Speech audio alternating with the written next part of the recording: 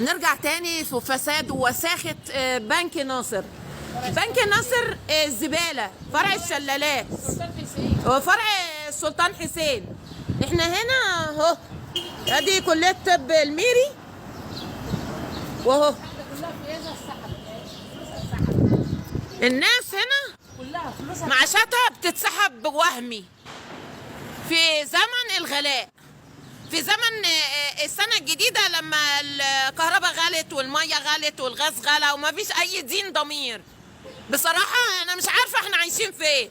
يا رئيس الجمهورية نفسي أعرف أنت فين دلوقتي. أنا المعاش اتسحب بيقولوا لي 20 يوم. أنا آكل وأشرب منين حضرتك؟ بنك ناصر الاجتماعي، فرع السلطان حسين، الشلالات، اسكندرية.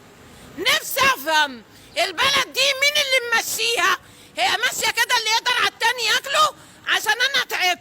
فيديوهات قلتوا لي يا تاخدي كارنيه نقابه المحاماه يا تاخدي معاش ابوكي. قلت ماشي، سالت المحامين والناس العاقلين قالوا لي انت يا بنتي خدي معاش ابوكي، لان المحاماه والزفت في البلد دي بيروحوا للرجاله او من غير كده. انا لو معايا كارنيه النقابه والله العظيم لاخربها على اي حد يقرب لي، وهاخده باذنك يا رب. لكن وقسم برب العزة لرئاسة الجمهورية أنا معاشي لو قعد 20 يوم يبقى أعرف يا سيادة الرئيس إن أنت قاعد في بلد ما فيش حد فيها شغال، أو أنت بقى مش عارف تشغلهم بقى. أنا تعبت. يقول لك القانون يا تاخدي معاش أبوكي يا تاخدي كارنيه النقابة، أصل ده قانون. فين معاشي بقى يا سيادة الرئيس؟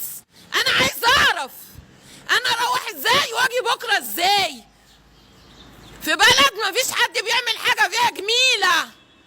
لا اخ بيسيب لك ورث ولا حد بيسيب لك حاجه ولا بيصبر عليك. ماشي؟